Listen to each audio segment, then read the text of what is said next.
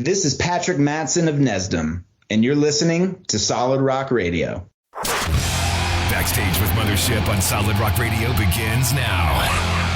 Hear the best in new music, artist interviews, stories from the road, and more. You are now backstage, and here's your host, Mothership. Good evening. My guest tonight is Patrick Madsen. He plays drums for his lovely wife, the artist Zahna, and was the former drummer of Random Hero.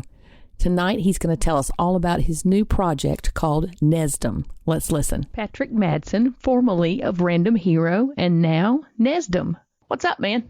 Oh, I'm doing great. How about yourself? I'm doing good. What have you been up to, man? I've recently relocated to Houston, Texas. So I never knew I sweat this much in my life, but I do. It is so humid down here. I'm a Colorado boy, you know, like it's constant humidity, but no complaints. No, I like it in Houston. It's just getting used to the weather is all. Tell us a little bit about what happened with Random Hero and how you're where you are now. Well, you know, Random Hero, I like to say, I shouldn't say went out on a bang, but I went out on a bang, you know, with Random Hero. We wrote one of the most killer records right before I left the band. And, you know, I got nothing but good things to say about my time in that band. I learned so much from those guys. You know, they took basically, I'm going to sound homeless, but they took like a young kid off the streets and, you know, taught him how to tour, taught him that he could play music for something bigger than his own selfish needs. So I learned meeting so many people throughout my 6-year tenure in that band. They taught me everything, how to be pro, how to play to a click track. I mean, everything from the ground up. So, you know, a lot of people that would, you know, they break up in bands and stuff. They're like, oh, that was such a waste of time. There's no way I can look back on it like a waste. You know, I learned so much. I learned so much musicianship from the guys. I mean, learning how to tour 101 is one of the most, like, when you do this and you're in this industry, it's one of the most valuable things to know. And, you know, from itinerary to setting up to not losing your button in merch every night or going into the hole on a tour, you know, how to be a functioning business while still being a ministry type thing. Nothing but good things to say about my time in the band. It just came down to me going, hey, I got a wife now. I'm 31, which is crazy because when I started in Random Hero, I was 24. And so it just came time for me to go, not to say I outgrew the band, but I grew up and it's just time to make changes, especially after 6 years. That's why you see so many band members change in bands. It's because people just go different pathways in life. And essentially that's just what happened to me. It was a good run, guys. And so it's time for me to go. And my hope was when I quit, I was like, my hope is that you guys continue and y'all do it the way you want to do it, not the way that Patrick wants to do it, not the way that any other member wanted to do it. I want to see my old band do what they actually wanted to do, because there's nothing more liberating than doing what you want to do in this industry. Because when you start creating art, and then people want to help you with it or people want to financially gain off of it, everyone's got a piece of the pie and everyone starts calling shots, you know. And so one of the reasons why I went solo is because, you know, there's just nothing more liberating than making the art you want to and doing it the way you want to and seeing it out the way you envisioned it, you know. Okay. Now, when was your first tour with Random Hero? Well, my first ever Random Hero show was actually in Okeechobee, Florida. Now, that was about the time we met. We met you in North Carolina at a place called the Upper Room in Statesville, North Carolina. Yeah, that was, and you can ask any of my old members. I for some reason can remember all the tours we did in every city. You know, it's just one of those things. But yeah, no, I remember that actually, and I want to say it was like my 4th or 5th show with Random Heroes. Okay, I knew that you had not been with them very long, or you were actually touring drummer at that time. Yep. And I remember asking Aaron that night, I said, now, is Patrick official or is he touring? And he paused and he kind of looked off. And I think he looked at Bertrand and he went, I think it's about time we need to make a decision.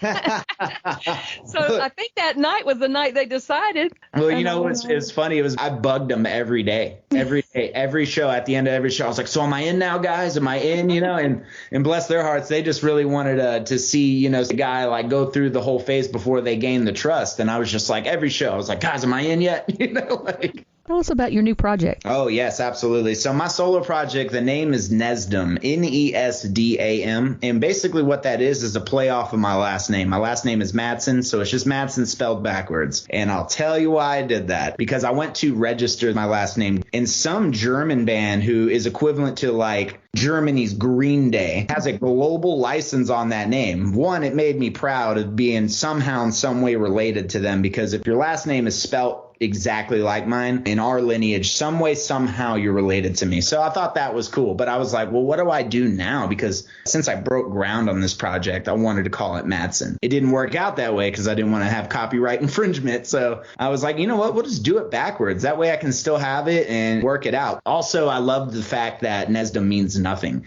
So I can go any way I wanted with it. And that really excited me. So the fans are always about the music. The fans are always about the connection with the artist, loving to support them, getting to know the artist, and drawing that connection as to where the industry is like, oh, you got to do it a certain way. Your songs have got to be 3.5 minutes max. You got to send it in this format. And it's like, you know what? It kind of takes all the, I don't want to say necessarily fun, but it does. And I was like, you know, Nesdam's going to be exactly what music should be. Music should be this organic art coming from the soul and making its connection with the band. It shouldn't be limited to 3 minutes because some radio DJ in New Jersey won't play your song if it's longer. It shouldn't be like that. There's too many factors, in my opinion, dictated. So when I broke ground on Madsen, that's exactly what I wanted to do. That's why Nesdam, going backwards with the Madsen name, really excited me. It might be hard for people to pronounce, but if my music's good enough, it'll catch on. Sure will. So spill some beans for us here. What kind of genre are you singing? Are you playing? Do you have a band? What's going on? I got some players on the roster. I haven't really boiled it down to a band. That's another reason I wanted to leave Nesdam open. Is Nesdam right now is a solo project with me.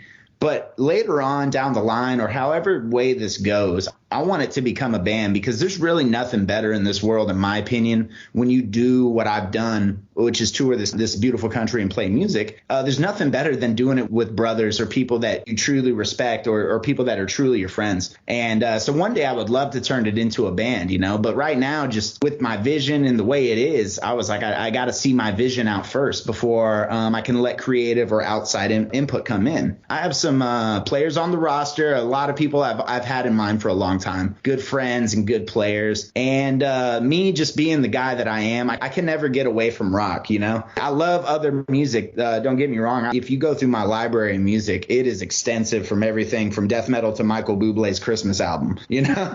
So that's just me in essence. But, you know, I can never get rid of my rock roots. So it's going to be definitely in the rock genre and leaning more to the harder side. Actually, and a lot of people don't know this because a lot of people didn't even know that I sang, but that's where I started music. So when I first picked up an instrument, or I first wanted to do music, it was me playing, I want to say, some Tracy Lawrence. I grew up in Texas, so I was playing some old school country at the age of like 10 on guitar. My hands weren't big enough to make chords, so I would try every day, and then I would sing the song. Doing this is actually going to my roots. So in Nesdam, I'm singing, I'm playing drums, I'm doing some guitar, but it's more just in the writing thing. My producer that produced this record with me, his name's Corey Brunneman out of San Antonio, Texas. He did guitar on this way better than I could have ever done it, you know. I'm a chord guy, man. I can't do the technical stuff, though. But I got to play drums on it. And I'll never forget when we were in the studio and I'm laying drums on Crawl, which is the first single that's going to come out. It was really cool being a recording artist that's always recorded drums to other people's vocals, actually recording it to mine. So it was kind of trippy, and I took my time with the drum parts more than I think I ever have in any other band. It's almost like I cloned myself in the studio because I got my other self singing over here and now I'm drumming to it. So in the studio, I'll take a lot of liberties doing whatever instrument I'm needed on. But the baseline of it is I'm the vocalist. I had so many of my personal friends reach out and they're like, man, I had no idea that you sang. And I was just like, how good of friends were we?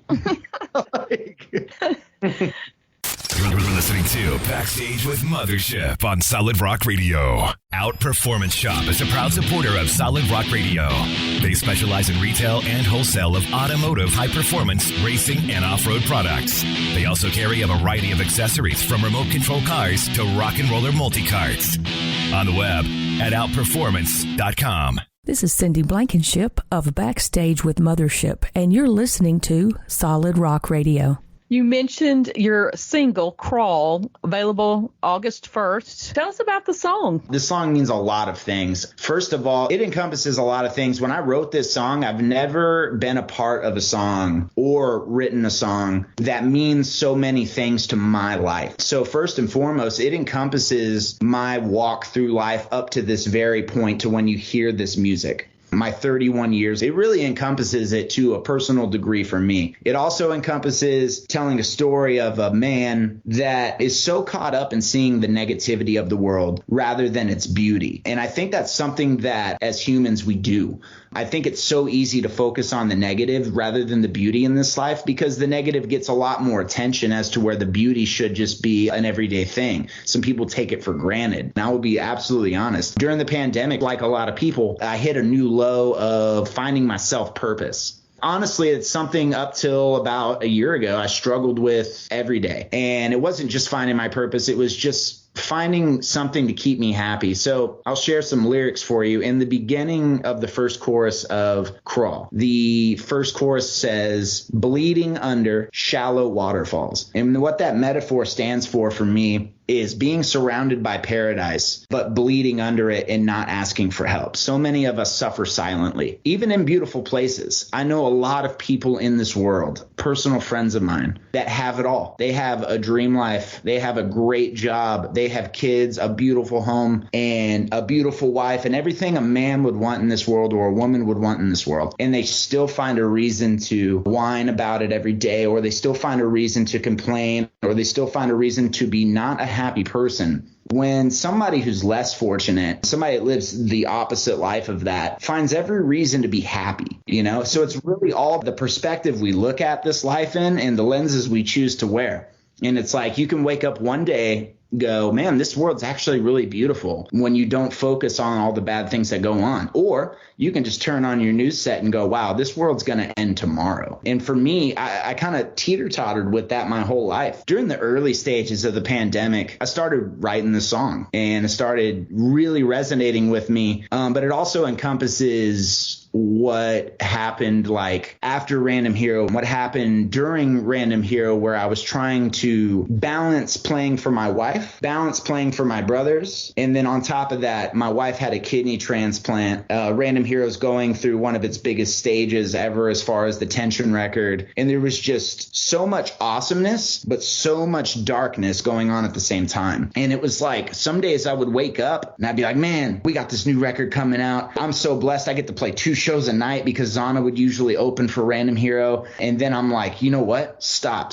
everything. You're wearing yourself thin. Your wife's having a kidney transplant. What are you even doing on the road? And so I would get in these mixed emotions where I would be like, yes, oh no. Or I'd wake up and go, oh no, and then be overcome by blessings. Like, oh, you get to live a life that rarely anybody gets to, touring this world, playing 2 shows a night, one with your wife, one with your brothers, you know? So it's kind of a teeter-totter of emotions. And so I had to find a way to get it all out, because when you're running with that stuff every day and you're going through those constant fluctuations of battles of emotions, it can be overwhelming to where you can just, and this is what happened to me, completely shut down. Turn your phone off. I didn't leave my house for like weeks at a time, not even step outside, because I was just like trying to figure out what was going on up here. So Crawl is a song that really encompasses all that. When you listen to it, and I'm coming out with a lyric video too for it, just because I want people to understand like what this song talks about. My hope is that it resonates with anybody going through teeter-totter emotions like that, or anybody struggling to find their purpose. In the last part of the chorus, it changes. And so the last chorus says, climbing up from shallow waterfalls. It's basically saying that I've recognized all of this. I know what's happening now, and I know what I need to focus on, because the other thing I was focusing on, which was usually myself and pity party and just focusing on the negative, is a guaranteed loss. You focus on that, you are guaranteed to let it eat you alive. If you focus on the light, and I know that can sound cheesy, but if you really do, and you focus on the beauty and the things in this life that make you happy and make you smile every day, that and that alone is what is going to get you through the day-to-day poisonous thoughts that go through your brain. I'm looking ahead here. Are we going to have Nesdam and Zahna touring together? Oh, ultimately that's the goal. I got to be honest, because, when I think about like the ultimate goals is just finding a way to just tour with your family and you're always at home, right? So if I could for the rest of my life, it just seems ideal because you can go out on tours with people you don't know and you can kind of become best friends, or you can go out on tours and you can be like, man, I can't wait till this is over. And so it's just like going out with Zahna. That would be super cool. And I would also add a bunch of my friends' bands too, because just the icing on the cake, right? Party tour. Party tour. Yeah. What are you the most passionate about in this world? Gosh, I've always been kind of a jack of all trades guy. Mm-hmm. And so I've always asked myself this question. It's like, what do you love the most? Well, it's like, I think the things I love doing the most are activity.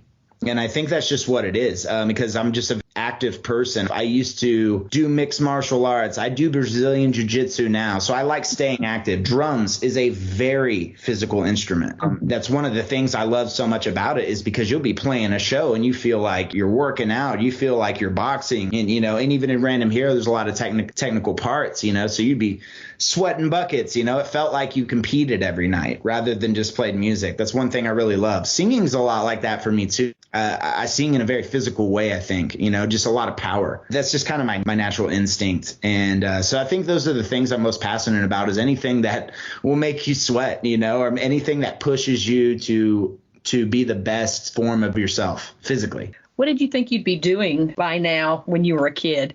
Did you say, I want to be in a band, or was there something else that you wanted to do? No, I was a weird kid. I wanted to be a trash man. That's not weird. That's big, cool trucks, man. Well, I mean, that was like my dream. And like I told my teachers that, and they were just like, is this kid okay? But I saw him come back all the time, and they grabbed the trash and they were hanging off the truck, and they would always be like, what's up, dude? And I was like, those guys are so cool. So as a kid, I was like, I'm going to be a trash man. That's what I want to do. And then by third grade, and my mom just recently found it and sent it to me, but where they were going through, like, what do you see yourself doing? What do you want to do for the rest of your life? And I said I wanted to be a ninja. It's like, okay. Yeah. A garbage man ninja. Garbage man ninja, right? You don't even see me taking your trash. It's just gone, So you have a lot of imagination. Yeah, and I always have. Sometimes you'll catch me. I'm totally that guy. I don't do it during conversation, but sometimes you'll catch me zoning out, and everyone's like, oh my gosh, is he okay? And I'm just like thinking about like writing scripts in my head, coming up with new subplots to Avengers. I remember when you guys were at the house and you were going through my bouquet of drumsticks. Sure was. You were like playing like whoever's drumstick you had in your hand. This must be what it's like to be them. Checking it all out. Who are the drummers that you have looked up to the most? Oh, wow. No, that's a great question. First and foremost, my favorite drummer in the world is Carter Beauford from Dave Matthews Band. I've probably watched 20 to 40 hours of that guy's drum film throughout my life and actually studied it. One of my all-time favorite drummers is the drummer for Killswitch Engage. And another one of my favorite drummers, the drummer from The Killers. He's a really kind of a disco drummer. When it comes to like inspirations and stuff, it's like Dave Grohl, Caleb Shomo from Beartooth. I mean, these are guys that started out as drummers, branched out, and became these just well-rounded musicians, amazing vocalists, and great writers. I've always thought that the drummer is the most underrated part of the band, but the most important, because the drummer falls off, the whole ship goes down. And if the guitar misses a note, and as long as the drummer's still in the pocket and still carrying time, it's all good. Anybody else can miss, but the drummer misses, the whole thing can go down, And so I don't know, maybe that's biased because I'm a drummer, but I've always felt that way. So there's a lot of great bands out there that we owe their drummers a big round of applause. So awesome. Well, when was it that you said, hey, I want to do that? I was kind of a late bloomer to music. I've always wanted to play it like when I was little. I mean, there's home recordings of me like singing country songs and really getting into it. But sports really took over my life. That's why I love physical activity. I was the kid that was in football, track, basketball, never took a season off. I was constantly in something. And then I would be going after practice to the garage to practice with my punk band or something, and I was just always constantly doing something. I kind of miss being like that. When I was growing up, there was no downtime. It was just constantly football, band practice, like going to school. Your poor mom. Oh, I know, right? Golly. Backstage with Mothership returns after this. Check us out on Facebook at I'm with Mothership. This is Patrick Madsen of Nesdam, and you're listening to Solid Rock Radio. Who is the musician you would most like to meet? Ooh, I would have to say if there's one musician I would love to meet, his name would be Adam D from the band Killswitch Engage. This guy's songwriting is phenomenal. His guitar playing is phenomenal. His voice is phenomenal. Some of the songs that he's written have impacted my life far beyond what I could ever tell anybody. And I would love to meet that guy. Yeah, I don't get starstruck a lot, but I would totally get starstruck with him to the point where it would be weird and I would regret meeting him. So I hope it doesn't happen.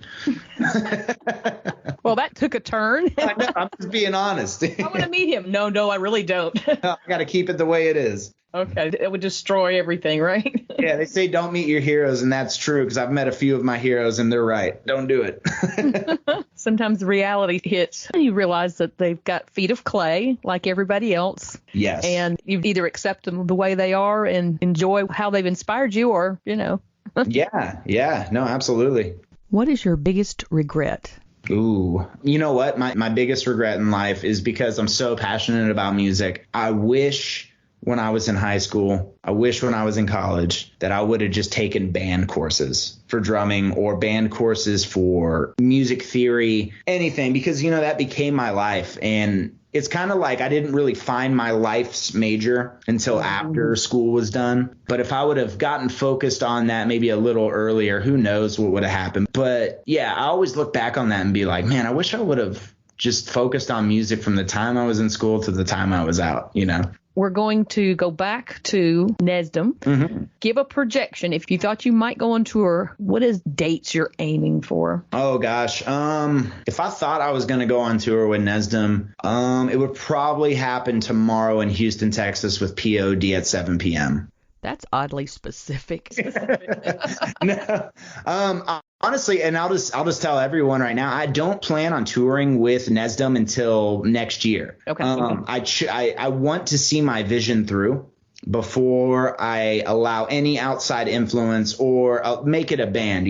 I really have committed myself to doing this, but doing it the way I've always wanted to, and just really the first record cycle, And then after that, I really want to make it a band. I'm already busy enough playing with Zahna, owning my own business back here in Houston. I just kind of want to get my bearings straight. I have put in my time on the road as well as Mm-hmm. And so kind of during the pandemic, it felt really good to be off the road. I needed that. Now it's coming back to where it's like, wow, man, I really missed the road. And I missed what that felt like. If I'm just being honest, I finally have a good relationship with music, and I don't want to ruin that again because I thought I was done with music. I really did. I thought it was over. I thought that it was really toxic for me. I thought the people around me were, and I'm not singling out my band or anybody that was involved. I just thought everybody was, and it was just false thoughts. The devil is a lie. And so these things were overtaking me, and it made me really resent music because I blamed music for it all. And so I had to find a way to get back to music the way I used to love it. And I can say with full honesty that I have. And so in order to maintain that, I got to control my load. I really just want to release 1 million songs with Nesdam this year. I'm just going to go crazy in the studio with it. I want to release all the music I can with it. And also on top of that, releasing new Zahna material. I want to drum with her and do all that, release all my music with Nesdam. And then one day it's going to come when I'm ready to hit the road as a front man after 10 years of not being a front man. And then that day is going to come, and then it's going to be Boom Boom Boom's tours, because you saw me on the road, and when the market's open, I'll be out there. Mm-hmm. Moving along. Yeah. Well, I always ask this, favorite road snacks? Oh, it's undoubtedly your banana pudding in Georgia. Well, you know what? Kind of ruined my relationship with banana pudding because I went to this store and I saw it in like the gas station, and I grabbed the banana pudding, and it's nothing like old motherships. I'll tell you what, I got to wait till I swing that way. But if I'm being honest, and I'm like, all right, let's paint a scenario here. If we're stopping for gas and we're headed to Pennsylvania for a show, I'm going to get either Sheetz, any snack off the Sheetz list, or if it's just a mainstream store, can't go wrong with a white chocolate macadamian Cliff Bar. There it is. That is the best. The height of perfection. Oh, it is. I'm telling you. Drink of choice. Still into the energy drinks, the Gatorades. So, yeah, I quit doing energy drinks, but to an extent, not 100% quit. I just don't do energy drinks with sugar in them anymore. So there's this energy drink out there, and people, you got to get behind it. It's called Reign, REIGN, Reign. I mean, it's natural energy. It's only 10 calories, no sugar. So you're not feeling like a Red Bull heart attack when you're driving.